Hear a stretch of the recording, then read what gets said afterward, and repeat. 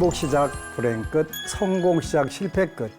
법안 스님의 정말 잘 되어 오신 것을 환영합니다. 아미타불. 지난 시간에 소원 성취의 지름길이 지장경임에 대해서 여러분들께 말씀드렸는데요.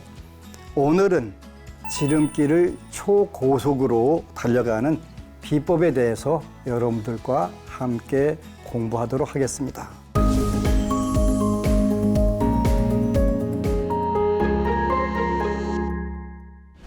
우리가 살면서 바라는 바, 즉 소원이 없을 수는 절대로 없습니다.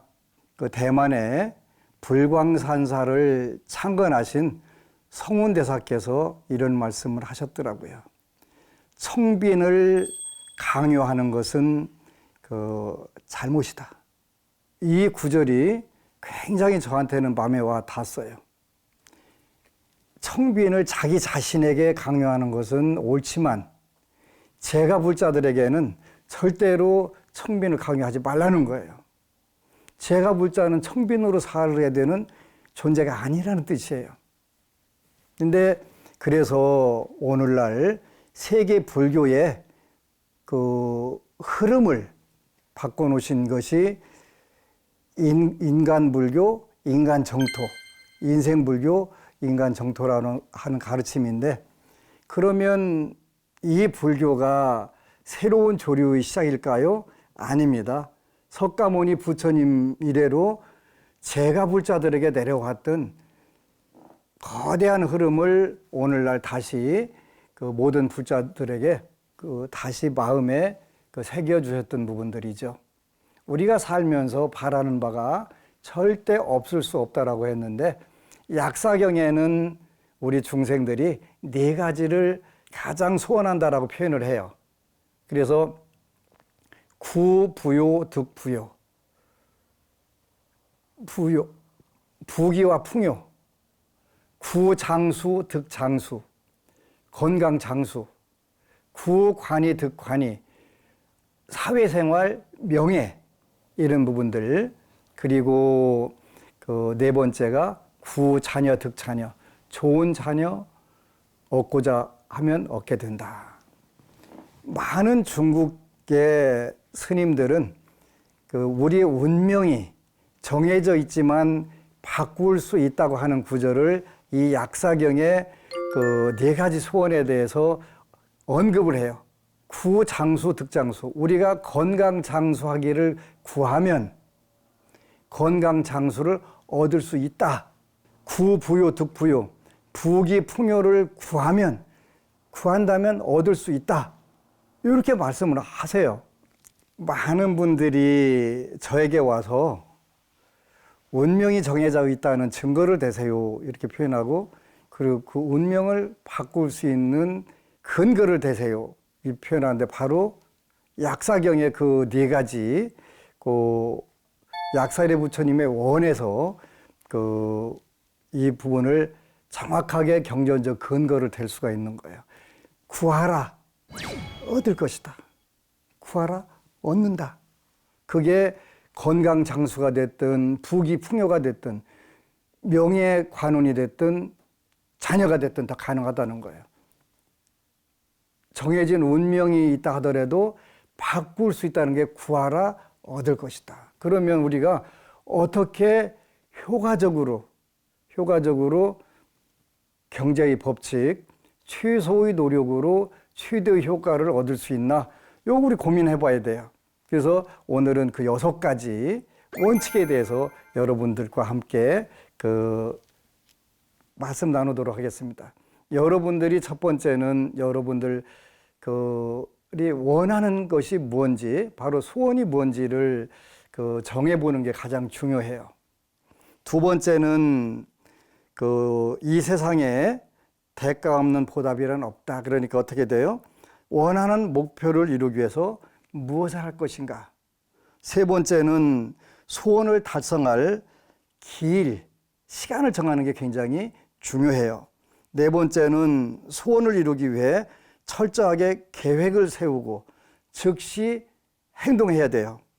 다섯 번째는 앞에서 말한 4가지를 소원표에 상세하게 적는 거예요. 6번째는 소원표를 잠들기 직전과 일어나는 즉시 읽고 이미 성취한 듯이 반드시 이룬다는 믿음을 갖는다. 이게 6가지 원칙이에요. 이제 그러면 이 6가지 원칙들을 하나씩 설명을 해 보도록 하겠습니다. 제가 제 운명을 바꾸려고 마음을 먹고 운명 바꾸는 책이 뭐 있을까? 그래서 운명을 바꾸는 책들을 전부 수집을 해보니까 많더라고요. 이제 중국에서 나온 거는 대표적인 것이 요범사원이라고 하는 책이 있어요. 우리나라에도 불가의 인생론, 운명을 바꾸는 법 해가지고 여러 번 번역이 된 책이에요. 그 원본은 요범사원이라고 하는 책인데 여러분들이 인터넷에서 검색하면 뭐 불가의 인생론, 운명을 바꾸는 법, 요범사원 치면 나올 거예요. 한번 읽어보세요. 저는 그 책을 굉장히 감명 깊게 읽었어요. 그리고 이 책은 명나라 때 그 요범이라고 하는 분이 쓴 책인데 최근 들어서 더 쉽게 나온 책들이 있어요. 그 대표적인 책이 그 호주의 론다 번이라고 하는 분이 쓴 책이죠. 시크릿. 뭐 시크릿을 저는 굳이 한글로 번역한다면 신법, 마음을 갖는 법, 이런 법이라고 생각을 해요.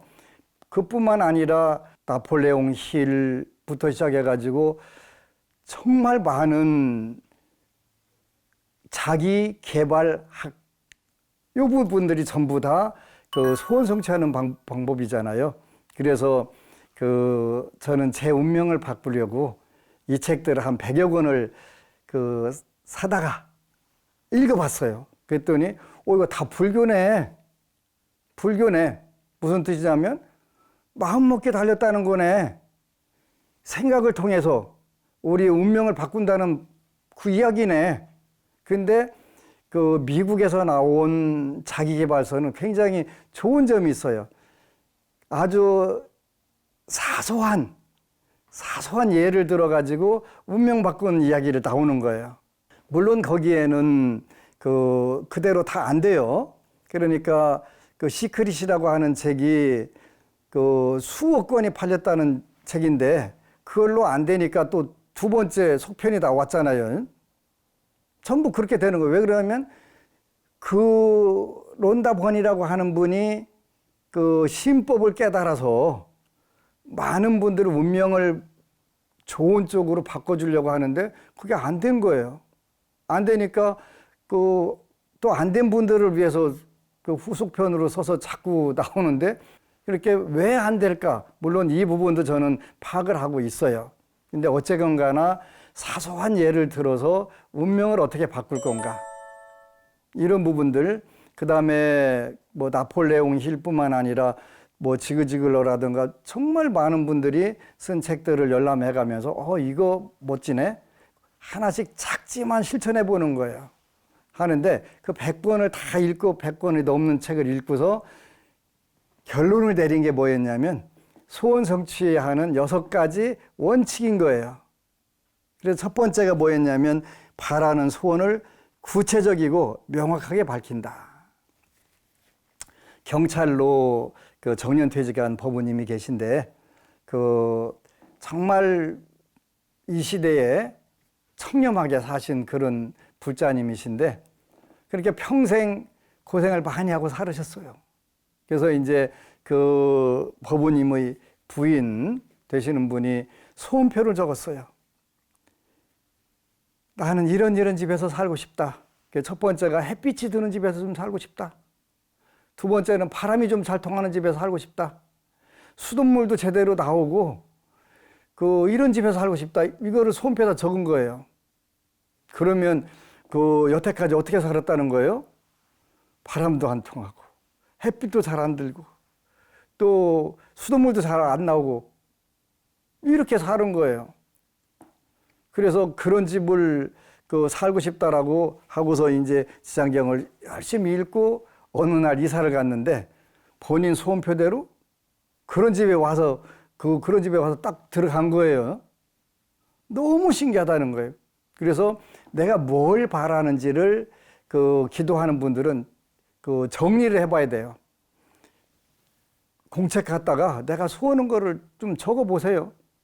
안심정사에서는 10대 소원표라고 하는 것을 인쇄를 해갖고 나눠줘요. 왜 그러냐면 그거 그 종이에다 써보라면요, 우리 불자들 징그럽게 말 안 들어요. 억지게 말 안 들어요. 그러니까 다 인쇄해가지고 1번, 2번 이렇게 다 적으라고 이렇게 해줘도 그 소원표 적는데 그 한 3년 걸리는 불자도 있어요.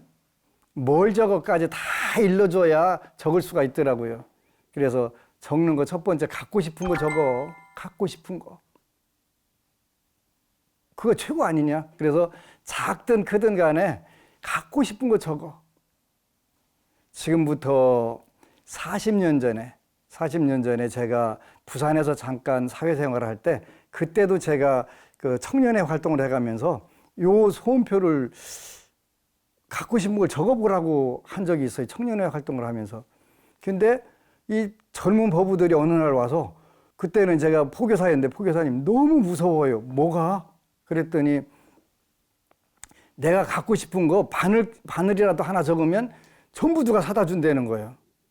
그래서 이제 한 법우가, 저는 그 당시 이제 녹음기를 하나 갖고 싶은데 그걸 써놨더니 그 동생이 군대에서 녹음기를 사가지고 왔더라는 거예요.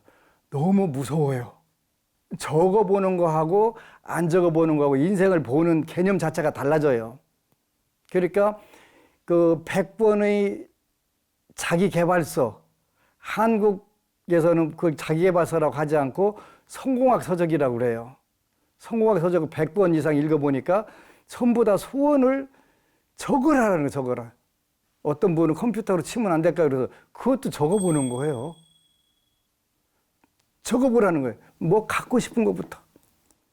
또 어느 분은 안심정사로 소원표 한 장을 2장 써갖고 보내라고 그랬더니, 혹시 법안 스님이 읽으면 내가 이런 소원을 그 부처님께 비는 거야 해가지고 그 창피할 거라고 생각을 해서 거기다가 이제 삼귀를 잘하겠습니다.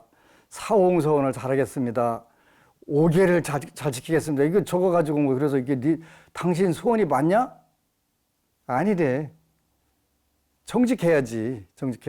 그냥 갖고 싶은 것부터 적으라니까. 그게 뭐든 관계없어요. 스마트폰 최신판을 갖고 싶으면 그거 적으면 되고, 남들 다 갖고 있는 금반지 하나 하고 싶으면 그것도 적고, 뭐 진주 목걸이 하나 갖고 싶으면 그것도 적고, 물질적인 것부터 하라니까. 그거 잘못됐다고 부처님께서 말씀 안 하셨어요. 제가 불자들은 반드시 그렇게 해야 된다고 하셨거든요. 그러니까 갖고 싶은 것부터 적어라. 그리고 저는 절대 소원표를 읽지 않습니다. 부처님께서 다 증명하시라고 쓴 거니까. 그래서 혹시 법안스님 읽으면 쪽팔릴 일이 아닐까 고민, 걱정 안 하셔도 돼요. 절대 저는 읽지 않습니다. 읽어달라고 해도 제가 안 읽습니다. 그거 다 읽어주려면요, 제 대부분의 그 시간을 그거 읽는데 다 할애를 해야 돼요. 얼마나 비효율적이고 비경제적이에요. 그죠? 부처님께서 증명하시는 거니까요. 그래서 갖고 싶은 것을 적어라. 5가지인데요. 여러분들이 갖고 싶은 것도 그냥 한두 가지 이렇게 적으시면 안 돼요. 우리 5 식구 잘 먹고 잘 입고 잘 쓰고 잘 사는 거 하나밖에 없네. 이렇게 적으면 안 돼요. 그분들은 기도가 되질 않아요. 왜냐하면 다급한 게 없거든요. 우리 남편 건강 문제, 직장 문제, 내 건강 문제, 경제 문제, 아들 취직 문제, 직장에서 진급 문제, 따님 직장 문제, 또 결혼 문제, 이런 전부 구체적으로 적으면 돼요.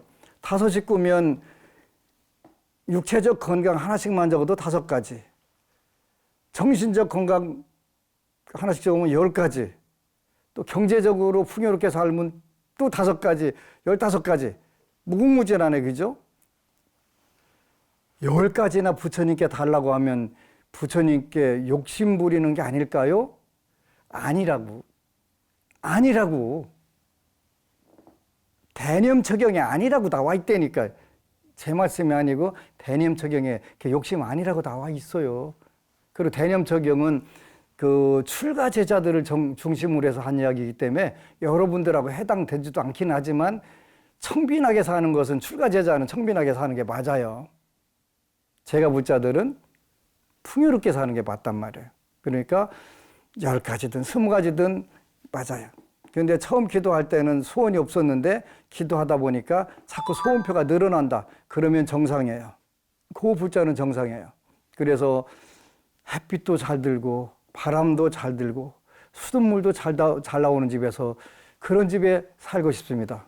어느 날 이사해 보니까 그런 집인 거예요. 그지? 이렇게 구체적으로 내가 갖고 싶은 것을 정확하게 적으라는 거예요. 그것뿐만 아니라 여러분들이 모든 부분 다 그런 거예요. 모든 부분.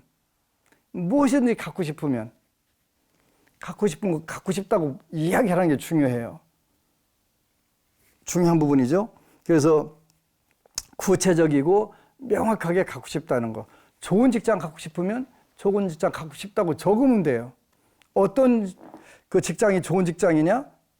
일단 본인이 행복하게 다닐 수 있는 직장이어야 되고 그곳에 가서 내 능력을 발휘해서 성취할 수 있는 게 많은 직장이 되겠죠.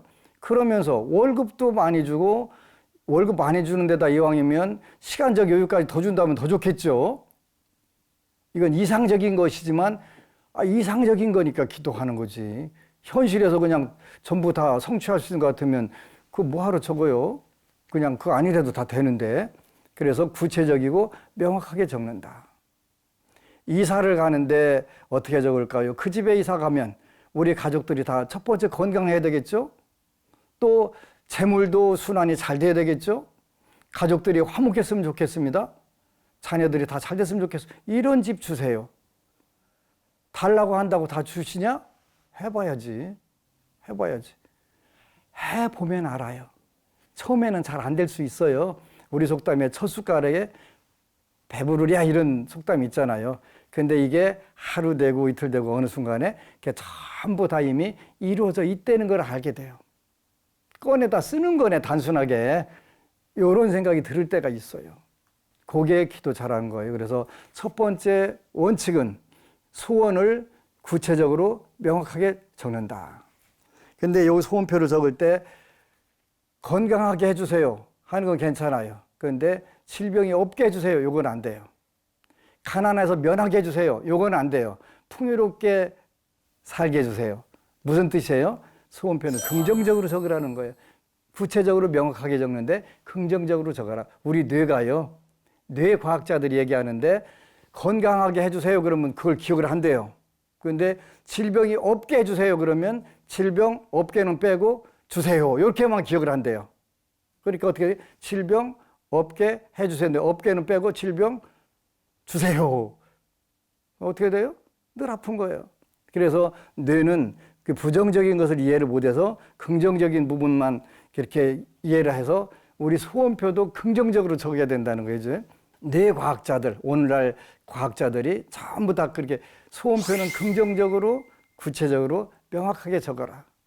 그리고 일단 갖고 싶은 것부터 갖고 싶은 거, 하고 싶은 거, 되고 싶은 거, 가고 싶은 곳, 요 네 가지를 중심으로서 기도를 하는 거예요. 조금 여러분들이 마음에 여유가 있으면 50개씩 적어보세요. 나는 그 젊은 친구들, 어린 친구들이 오면 갖고 싶은 거 50개를 적어보라고 표현을 해요. 그리고 하고 싶은 것도 50개 적어보라고. 아직 이제 인생을 시작하는 단계니까. 그 다음에 되고 싶은 거, 그것도. 그리고 가고 싶은 곳도. 그리고 요 네 가지를 나는 충분히 성취를 했어. 그러면 다섯 번째가 필요한 거예요. 부처님 말씀을 표현은 하회향. 하회향이라고 표현해요. 이제 회향하는 거예요. 회향해 주는 거예요. 남들에게 베풀어 주고 싶은 거.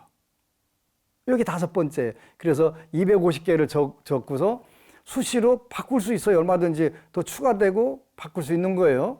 바꾸다 보면 인생이 그걸 적어보게 되면 목표가 생겨서 그 목표가 생긴 사람들은 인생 보는 관점 자체가 달라져요. 희망과 용기가 생기는 거예요. 그래서 그 희망과 용기가 생기면 새로운 도전의 힘이 생기고 그걸 성취하려고 하는 강력한 추진력이 생기는 거예요. 세상 사는 거 쉬워요. 쉬워요. 해보면 쉬워요. 그런데 될까 안 될까 망설이게 되면 그거는 그 시도를 못 하잖아요. 두 번째는 이 세상에 대가 없는 보답이란 없다. 공짜 없다고 했죠. 원하는 목표를 이루기에 무엇을 할 것인가 고민하는 거예요. 무엇을 할 것인가. 지금 설명하는 것은 여러분들에게 두 가지 힘을 요구하는데, 첫 번째는 내 마음의 힘을 쓰자는 거예요. 그래서 목표를 정하게 되면 마음의 힘이 그쪽으로 작동이 되기 시작해요. 그러면 이 마음의 힘이 작동이 시작되면 여러분들 몸으로 이제 해야 되는 거예요. 몸으로 실천해야 되는 거예요.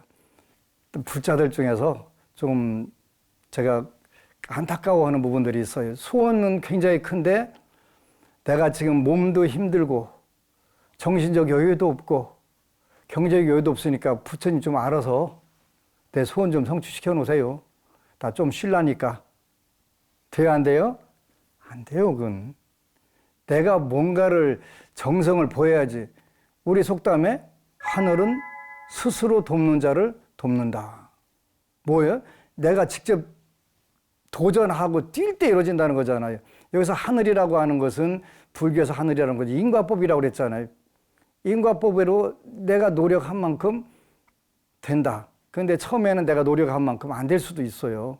근데 어느 순간 되면 내가 노력한 만큼 이루어지고 더 나가면 내가 노력한 것보다 더 이루어지는 게 현상이에요. 처음에는 그게 안 되다가도요.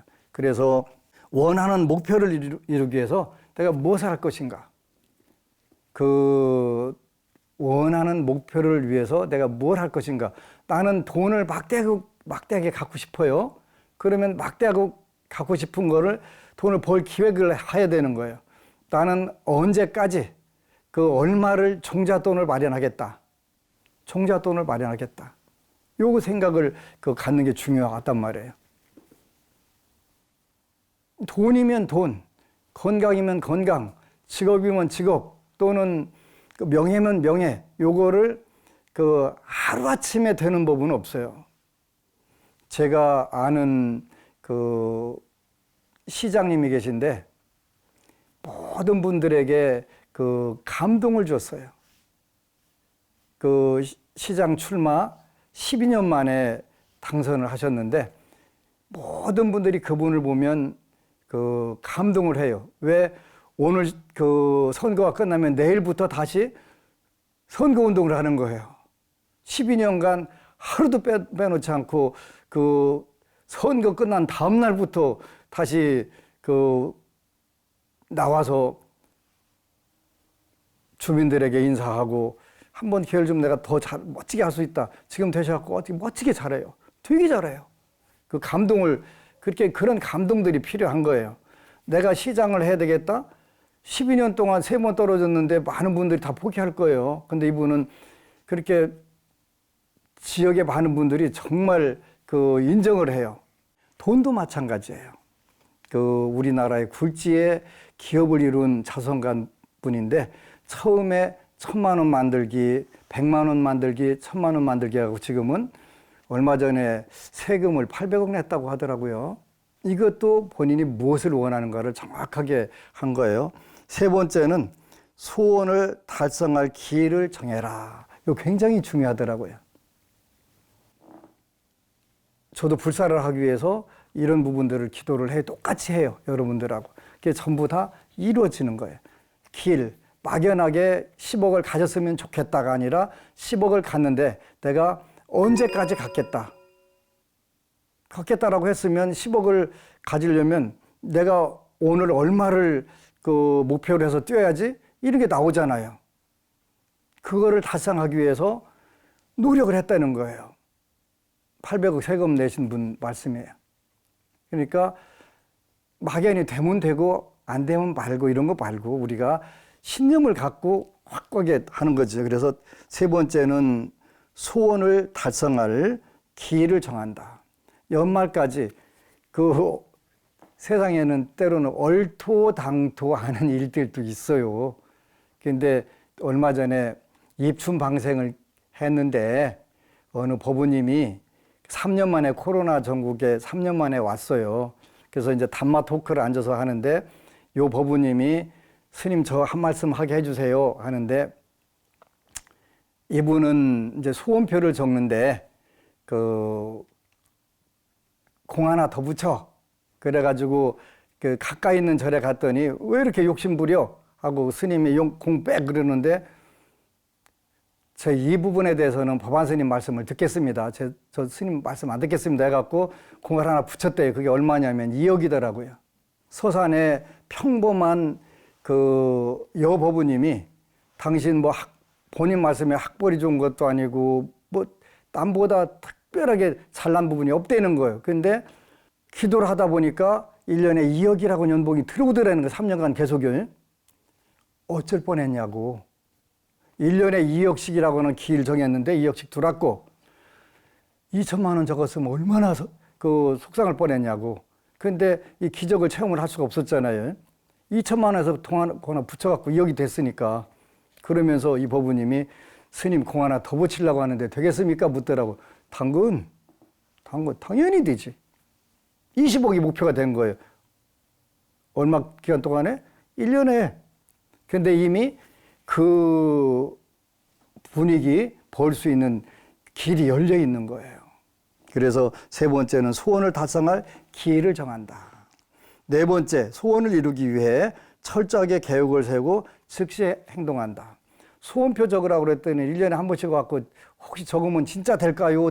묻는 사람들이 있어요. 해보라고 답답해가지고 화는 낼 수 없고 해보라니까 적어보라니까. 소원표 적는데 몇 년 걸리는 법우들도 있어요.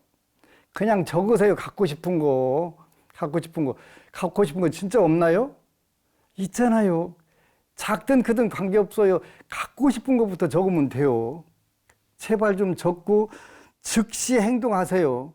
시장경 읽으라고 그랬더니 그 무슨 또 마음 잡는다고 몇 달, 무슨 태도 갖는다고 몇 달, 어느 세월에 그냥 앉은 자리에서 읽어보세요. 그냥 소원표 안 적더라도 시장경 앉아서 읽어보세요. 그러면 소원이 나와요. 내가 뭘 원해서 이걸 새벽 기도를 하나 하는 게 다 나와요.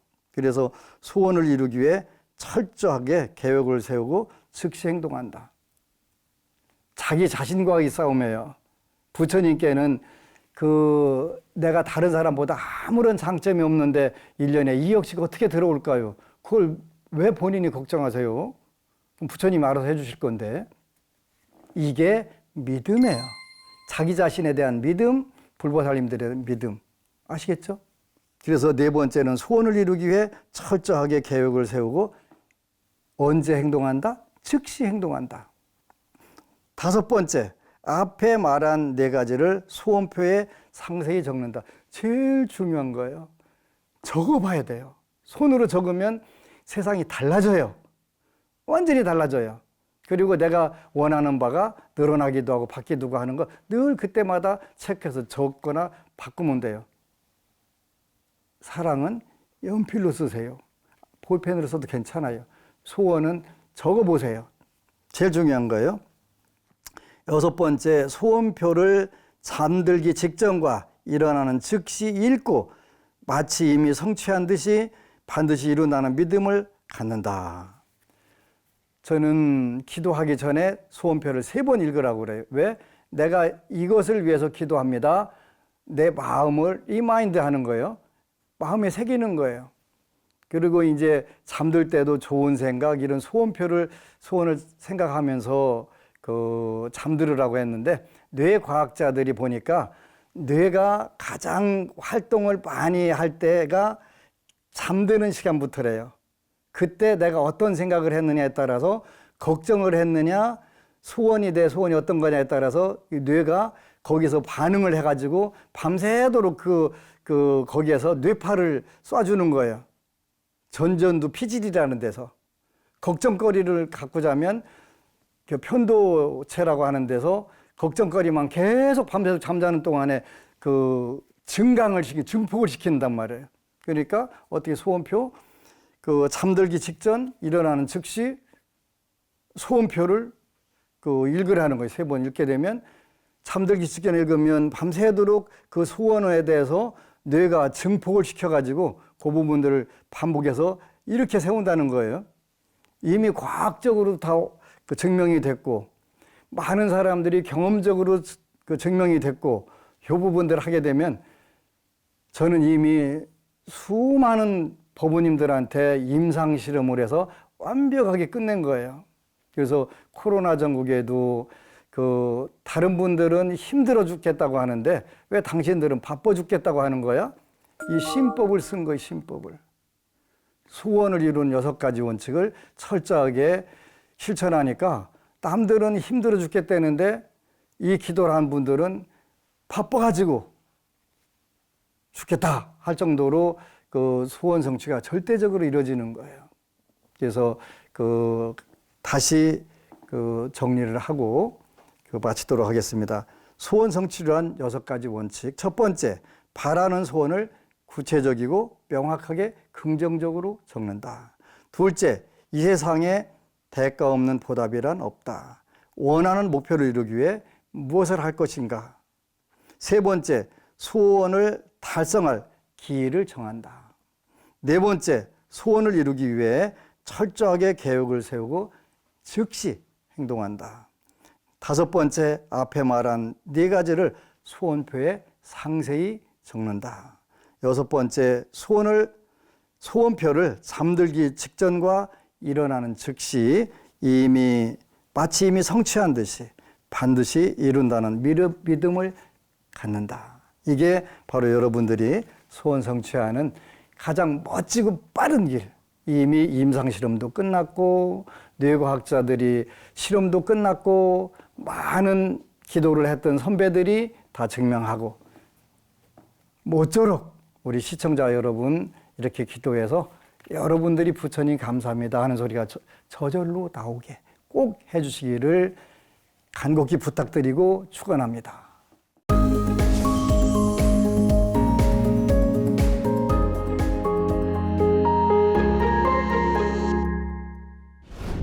우리들은 마음도 반 함께 하시겠습니다. 김인순 법우님, 최고 말씀 감사합니다. 관세음보살, 관세음보살, 관세음보살. 법우님 너무너무 감사드리고요. 최고의 말씀, 바로 부처님 말씀이죠. 부처님 말씀을 우리가 마음에 받아들이고 새겨서 현실에서 조금씩 써본다면 정말 우주에 이거 외에는 없다 하는 것을 확신하게 돼요. 우리 법우님이 그것을 아셨습니다. 그만큼 인생이 축복이 넘치는 분이시네요. 감사드리고 모쪼록 천상락과 극락이 항상 세세생생 함께 하시기를 축원합니다. 고맙습니다.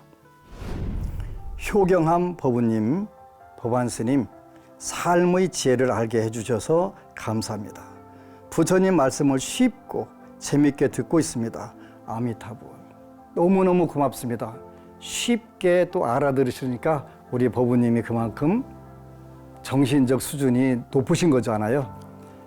모쪼록 이 소중한 부처님 말씀 통해서 우리 법우님 또 우리 법우님의 가족 주위분들이 모두 다 선상락과 극락 우리 법우님을 통해서 만들어지시기를 축원 올립니다. 고맙습니다.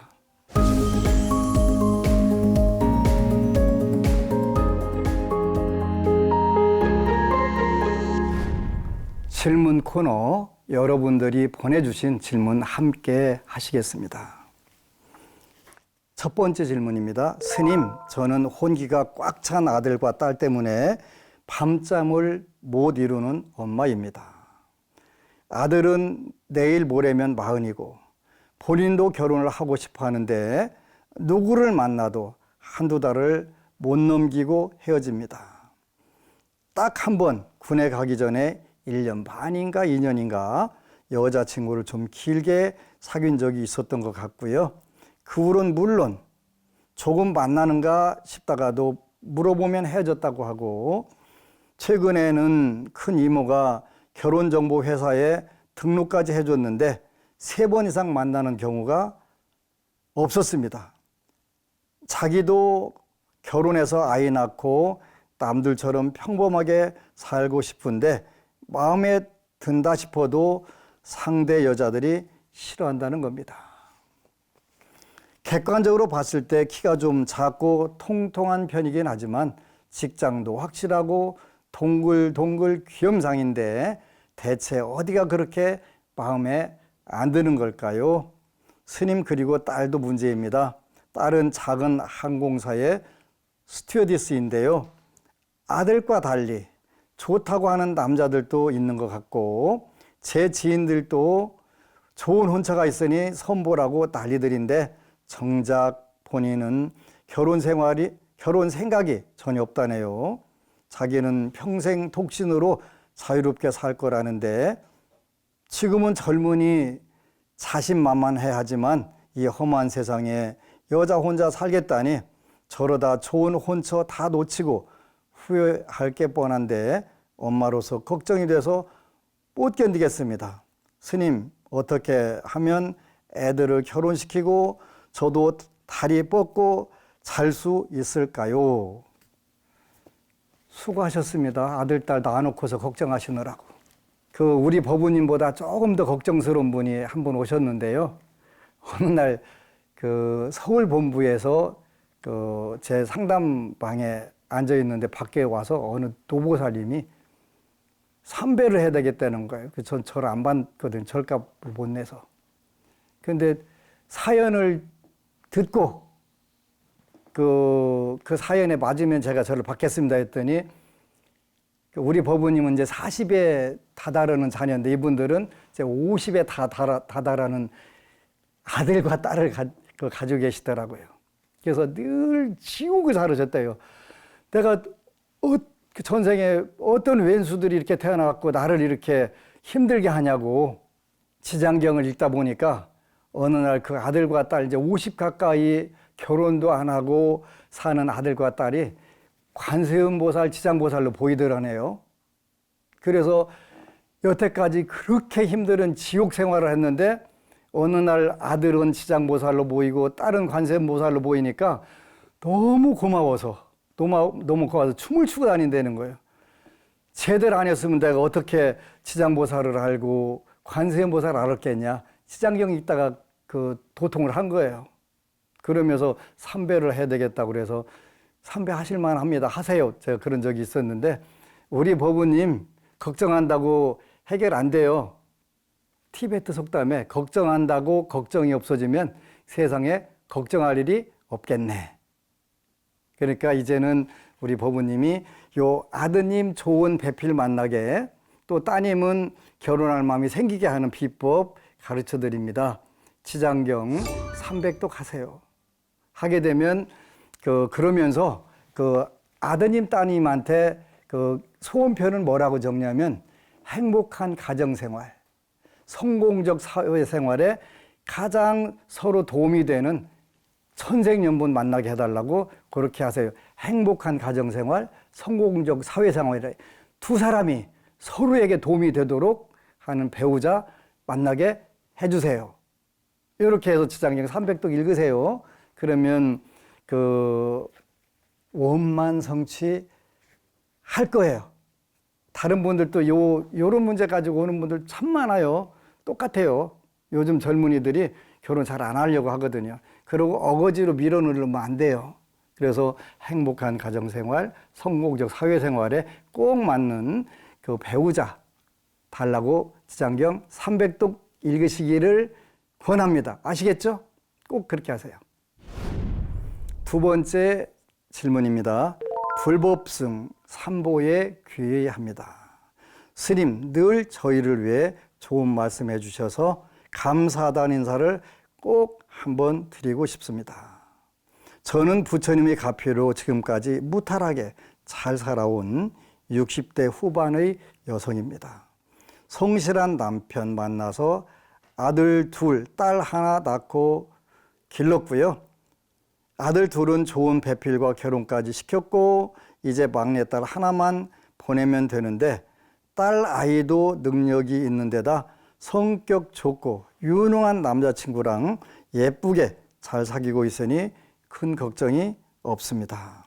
남편은 퇴직하고도 불러주는 곳이 있어서 여전히 경제활동을 하고 있지만 그래도 예전보다는 시간 여유가 많다 보니 같이 여행을 자주 가는 편인데 특히 전국의 명산대차를 함께 둘러보는 게 요즘 저희 부부가 누리는 최고의 낙입니다. 이런 제게 유일한 걱정이 하나 있다면 인생의 마무리에 대한 문제인데요. 어찌 보면 답이 없는 걱정일 수도 있고 제 마음대로 되지 않을 수도 있지만 스님 그래도 저는 아름답게 늙어서 마지막 순간에 우아하게 세상을 떠나고 싶다는 바람을 갖고 있습니다. 누구에게도 피해를 주지 않으면서 제가 떠난 후에 참 괜찮은 사람이었다고 기억되고 싶은데 스님, 저도 남편도 치매같이 힘든 병고에 시달리지 않고 건강하고 맑은 정신으로 이번 생을 잘 마무리하면서 어떤 마음으로 어떤 기도를 해야 하겠습니까? 남편과 함께 스님 말씀대로 따르며 살겠습니다. 스님 항상 감사드립니다. 건강하세요. 세상에 가장 복 많은 법우님을 오늘 이 글을 통해서 만나네요. 행복한 가정, 성공적 사회생활 전부 다 갖고 무량대복을 갖고 누리시면서 거기다가 또 그 삼보의 귀한 불자가 되셨으니 얼마나 큰 복이 있으신가요? 정말 축하드립니다. 명산대차를 돌면서 이 또한 보통 복 가지고는 할 수 없는 일들인데 하셨고, 이제 한 가지 임종 때에 어떻게 할 거냐? 많은 경전에 그 생로병사에서 요 죽음을 초월하는 법을 부처님께서 많이 말씀하셨어요. 그 정토 경전에서는 나무아미타불만 부르면 그 우리가 임종할 때 아미타불이 관세음보살님과 대세지보살님 또 때로는 8대 보살이 오셔가지고 내영 오셔서 맞이해 간다는 거예요. 많은 분들은 그게 그냥 경전 구절이겠지 이렇게 하는데 저는 그렇게 생각하지 않아요. 진짜 맞이해서 가는 부분들을 그 몇십 년 동안 몇 번 봤어요. 그래서 일단 소원을 극락왕생할 수 있도록 목표를 세우시고 노는 입에 염불을 한다 하는 우리 소원이 있는데 그 염불 많이 하세요. 그러면 치매나 중풍을 예방할 수 있는 것은 염불이 굉장히 빠르고 좋아요. 그리고 이제 그 제가 한이 돼서 하는 말씀인데 그 우리 불자들 중에서 또 노인들 중에서 자는 잠에 가게 해달라고 하는 그런 분들이 많아요. 그거는 조금 고쳐야 되겠더라고요. 한 일주일 정도만 짧은 시간 동안만 아프고 가게 해주세요. 데려가 주세요. 이렇게 기도하셔야 돼요. 제가 저희 아버지 어머님이 두 분이 자는 잠에 가시다 보니까 그게 트라우마도 되고 너무 안타까운 거예요. 뭐 말씀이라도 한마디 듣고 가셔야 되는데 그래서 자는 잠에 가게 해달라고는 하지 마시고요. 갈 때 맑은 정신으로 자녀들에게 좋은 말 많이 남길 수 있게 하고 가게 해주세요. 이렇게 서원을 해야 돼요. 이렇게 갈 때 치매나 중풍 없이 맑고 깨끗하게 임종할 때까지 맑은 정신으로 이렇게 하다 가게 해주세요. 그걸 우리가 조사열반이라고 하는데 그렇게 하신 분들 많아요. 제가 불자들 중에도 그런 분들이 많이 있어요. 30분까지 또렷하게 정신 다 가지고 있는데 잠깐 보니까 숨을 놓으신 경우들 이런 경우들이 있어서 그걸 조사열반이라고 한다고 그랬죠. 우리 법우님도 목표를 자는 잠에 가는 건 말고 그래 맑고 밝은 정신으로 극락왕생할 수 있도록 해달라고 그렇게 목표를 정하고 염불 꾸준히 하시게 되면 만에 하나도 어긋나지 않는다고 하셨으니까 그 믿음대로 될 거예요. 우리 법우님들 믿음대로 되시기를 축원합니다. 고맙습니다.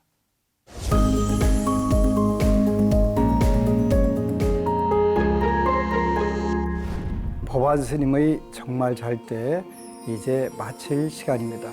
오늘 또 유익한 시간 되셨나요? 제가 오늘 말씀드린 6가지 원칙 잊지 마시고 실천해 보시기를 꼭 부탁드립니다. 틀림없이 이루고 싶은 소원 모두 다 이루실 것이라고 확신합니다. 꼭 그렇게 하시기를 축원 올립니다.